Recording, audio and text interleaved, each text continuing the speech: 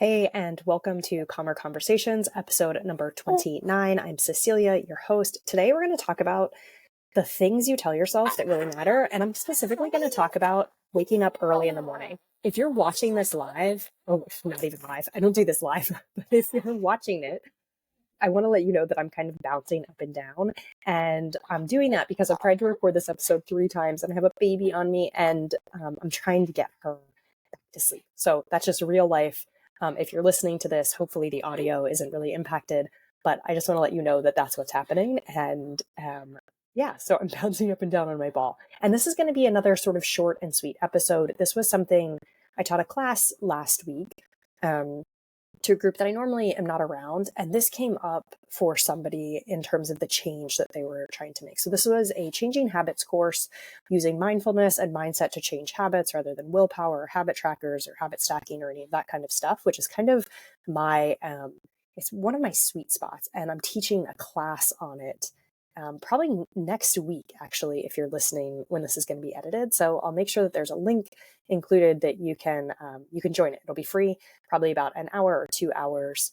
And I can tell you exactly when it's going to be, actually. So we'll do it on Monday, the 27th. And if you can't make it live, I'll probably do it at about 11 a.m. Eastern time. If you can't make it live, no problem. If you sign up, you'll get the replay. Okay. So we have the baby, and if you like the sounds, I'm glad you like the sounds. And if not, hopefully she'll move back into sleep mode in just a second. Okay, so like I said, we're going to talk about the thing you say to yourself when you first wake up in the morning. And I just want you to pause, like if you can, don't close your eyes if you're driving or walking, but just take a moment and ask yourself, what's the first thing I say to myself in the morning? And this is particularly if you have trouble waking up in the morning, or you find yourself snoozing, or you're, not going to work out when you want to work out, something like that. Okay. For most people, it's I'm tired, right? That's the first thing we say to ourselves when we wake up. And I want you right now, even if you don't say that, and even if you do say that, we're going to try another quick exercise. I want you to take a deep breath, maybe make a sigh or sound for the exhale. If you can, close your eyes or soften your gaze, maybe give yourself like a little bodily wiggle, do something like that, and see if you can kind of clear your brain. And then I want you to tell yourself, I'm tired. I'm so tired right now. I wish I'd gotten more sleep.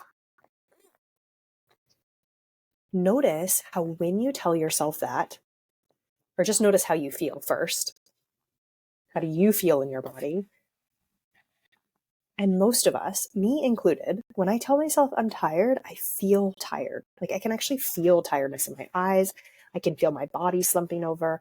I can kind of look over at my bed and think that wish that I was in it right now. Telling yourself you're tired, whether it is true or not, actually brings up the feeling of tiredness for most of us. Sort of like if you tell yourself, I don't have enough time, whether that's true or not, actually makes people feel anxious, frantic, despondent, unmotivated, like they're running around like a chicken with their head cut off, whatever it is, right? So what you say to yourself matters. I feel like we've established that, and we established that over and over again in these episodes, but the I'm tired one is so important. So this person in the course, one of the things they really wanted to be doing was waking up to exercise. But they found that most mornings they were hitting snooze. And it wasn't because they disliked the exercise. They actually loved going to the gym. They loved how they felt afterwards. They really liked the routine that they had kind of established for themselves once they got to the gym. But their problem was they felt tired all the time. Every single morning they felt tired. And when I asked a question, they really said that it didn't really matter how much sleep they got, right? If they got 8 hours of sleep or if they got 3 hours of sleep, they kind of still felt tired in the morning. So I asked them, what do they say to themselves? And they said, I'm tired. That's the first thing they say to themselves when they wake up. And this is an example of how to use this work, right? And obviously I was working a little bit with this person in this course, but one of the first things you want to do is observe, right? So this person is noticing, I keep snoozing my alarm. That's the action they're taking, right? I'm snoozing, I'm sleeping in. So then from that point, we want to get curious and say, okay, well, what am I feeling or what am I saying to myself that I think is causing the snoozing? For them, it was this statement, I'm tired. And it was this feeling of tiredness, right? So if you feel tired, and you're telling yourself you're tired and you're in a cozy bed already, it is very easy to hit snooze and go right back to sleep. This is also what your primitive brain wants you to do, because your primitive brain wants to conserve energy and keep you safe. And I know you know the gym isn't dangerous, but it is kind of hard and it's going to require you to do something. So there's a part of your brain that's kind of on board with the I'm tired story. Not to mention, if you've been telling yourself I'm tired in the morning for years, and let's admit this is kind of a societal story, right? I need my coffee to get going. I don't get enough sleep. Oh, I'm so tired. And it's I'm a parent, right? And every time I'm around people with my children, they say like, "Oh, you must be so tired," right? It's this thing that we talk about all the time. And I'll talk about my own tiredness in a minute if you want to listen to that. But it's a societal story we have being tired.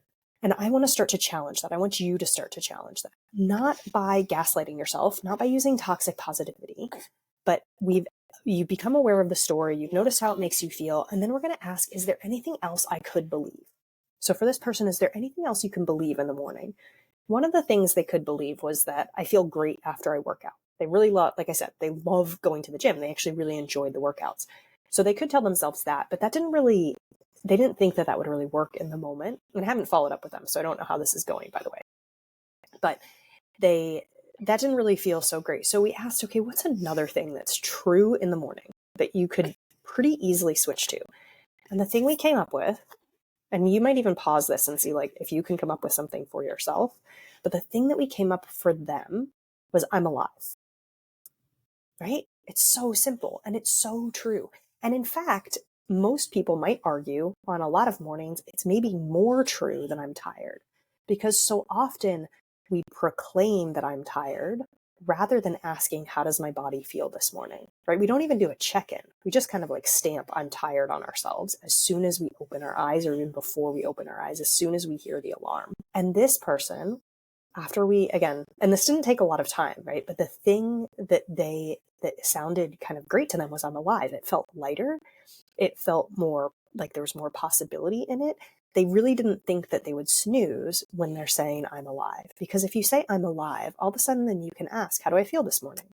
Right? And I'm a big fan of having some parameters around, getting up, and you could call them rules. But for instance, like if I have a fever, I'm not going to go to the gym, right? But by simply saying I'm alive and then checking in, they can actually notice, am I sick? Am I tired? How does my body feel? Are my kids healthy enough for me to leave the house? Whatever it is, right? But changing this one really, really small shift. I mean, most of us would argue that seems inconsequential, right? Instead of telling yourself I'm tired, telling yourself I'm alive first thing in the morning. But the result is, for a lot of people, and I know this because I've worked with other people on this, is that instead of snoozing their alarm, instead of having to use willpower to get themselves out of bed, all of a sudden they get up, right? Because they feel different. And this is kind of the proof in the pudding of what you tell yourself creates how you feel and creates the actions that you take. With something like I'm tired, it's so easy to see, right? I tell myself I'm tired. I feel tired. I feel lethargic. When I feel lethargic and tired, I pull the covers up and I hit snooze. When I tell myself I'm alive, I feel kind of open. I recognize wow, I'm alive this morning. That feels kind of good. Even if you're not going to that, maybe it doesn't feel like great to you, but you're noticing something positive, right? And then from that space, then you're feeling differently. And oftentimes your actions are different. So, like I said, this is going to be a little bit of a short and sweet one. If you tell yourself you're tired in the morning, I want you to try something else on for size. Maybe it's I'm alive. Maybe it's I can't wait to get started today. Maybe it's I'm really looking forward to seeing if Samantha's at the gym. Maybe it's whatever it is, right, for you. So see if you can make a really tiny change and make it so small that your brain thinks like that's kind of silly, right? The I'm alive switch for most people feels like it's kind of silly.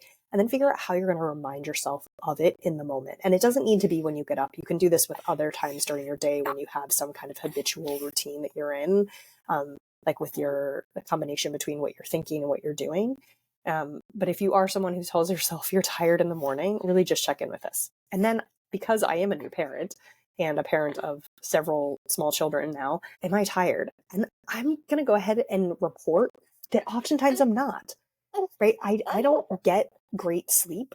I don't, My kids are pretty good sleepers, but I will say that I don't get great sleep. And still, I don't feel that tired most of the time. But I will tell you that several years ago, I stopped telling myself I was tired. I just didn't do it. Even if I had a couple hours sleep, I refused to engage in that I'm telling myself I'm tired. Again, not gaslighting myself or going into toxic positivity and not really ignoring things. So it's not that I never say that I'm tired, but that I would say like my legs feel heavy, right? Or I might take it easy today. Things like that, like different perspectives that had different feelings in my body. So play around with this. Again, this is an example of how making a really tiny switch in what you say and how you talk to yourself has a big impact on the rest of your day. And even if you don't make it to the gym, you're probably going to feel different if you start with I'm alive. I've heard that Jill Bolte Taylor, who I can't remember the name of her TED talk right now, but it's a very popular TED talk on having a stroke, because she had a stroke and she's a neuroscientist of some kind. And I think she, first thing in the morning, says like, thank you to her body, because by the time you've woken up, your body has already done thousands of things correctly to help you be alive and help you doing what you're doing. So just a different perspective in the morning. You don't have to change the amount of sleep you're getting, change how you talk to yourself and see what happens. And check the link for the habit course that's going to be happening on Monday, the 27th. And I will see you there. Bye.